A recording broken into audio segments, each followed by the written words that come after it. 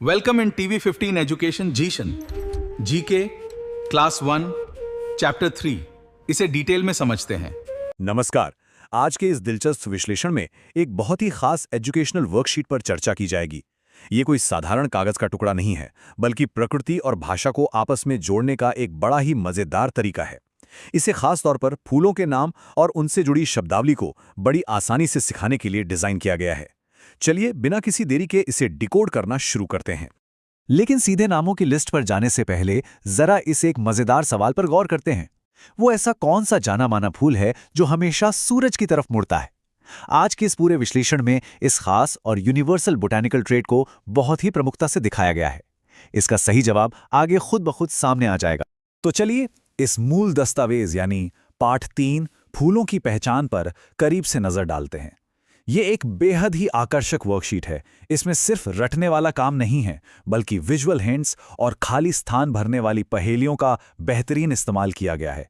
मतलब देखकर और समझकर सीखने का पूरा इंतजाम है। पहला भाग, सुंदर फूलों की पहचान। यहाँ एक विजुअल ग्रिड दी गई है जिसमें 8 बहुत ही आम लेकिन सांस्कृतिक रूप से बेहद महत्वपूर्ण फूल दिखाए गए हैं। इसमें कमल, गुलाब, गेंदा, सूरजमुखी, गुड़हल, चमेली, कुमुदिनी जिसे लिली भी कहते हैं, और डहेलिया शामिल हैं। ये शानदार तस्वीरें हर फूल के नीचे दी गई एक दिमागी पहेली के लिए एकदम सही माहौल तैयार कर देती हैं। दूसरा भाग, गायब अक्षर की चुनौती। इस हिस्से में इन गायब अक्षरों को डिकोड करके पूरा शब्द बनाना है। उदाहरण के लिए पहले चित्र के नीचे लिखा है क, फिर खाली जगह और फिर ल। इसे सही अक्षर से भरने पर यह बन जाता है कमल।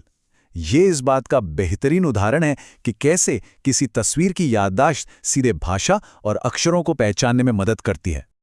और मजे की बात यह है कि यह चुनौती यहीं खत्म नहीं होती, बल्कि थोड़े लंबे और पेचीदा नामों के साथ और भी दिलचस्प हो जाती है। जैसे चौथे नंबर पर मौजूद सूर्य रेखी को सूरजमुखी के रूप में पहचानना हो, या फिर छठे नंबर पर चमेली को चमेली के रूप में पूरा करना। सच में यह दिमागी कसरत और शब्दों का एक बहुत ही शानदार खेल है। तीसरा भाग, फूलों की खास विशेषताएं। अब इस वर्कशीट की सबसे अच्छी बात यह है कि यह सिर्फ नाम रटने पर जोर नहीं देती। इसके बजाय ये हर फूल को उसकी उस खास खूबी से जोड़ती है जो उसकी असली पहचान है। वाक्यों के जरिए बहुत ही सरल तरीके से बताया गया है कि कमल पानी में खिलता है, सूरजमुखी हमेशा सूरज की ओर मुड़ता है। जी हाँ, यही उस शुरुआती सवाल का जवाब भी था। साथ ही इसमें गुलाब के कांटों और चमेली से आने वाली मीठी सुगंध का भी जिक्र किया गया है। चौथा भाग, अंतिम अभ्यास कार्य। इस अभ्यास कार्य का पहला ही वाक्य एक बहुत ही महत्वपूर्ण और गर्व से भरा सवाल सामने रखता है। हमारा राष्ट्रीय फूल खाली स्थान है, और इस खाली जगह को भरने के लिए 3 अक्षरों वाले खाली बॉक्स दिए गए हैं। बिल्कुल सही सोचा, इसका जवाब है कमल। ध्यान देने वाली बात यह है कि यह कितनी खूबसूरती से हमारे राष्ट्रीय प्रतीक को इस वर्कशीट की सबसे पहली तस्वीर के साथ वापस जोड़ देता है। जानकारी को इस तरह आपस में लिंक करना ही तो सीखने का सबसे पक्का तरीका होता है। चलिए अब एक और इंटरैक्टिव खाली स्थान देखते हैं। इसमें पूछा गया है कि वो कौन सा फूल है जो अपने कांटों के लिए सबसे ज्यादा जाना जाता है।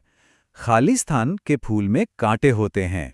इन खाली बॉक्स को भरने पर शब्द बनता है गुलाब।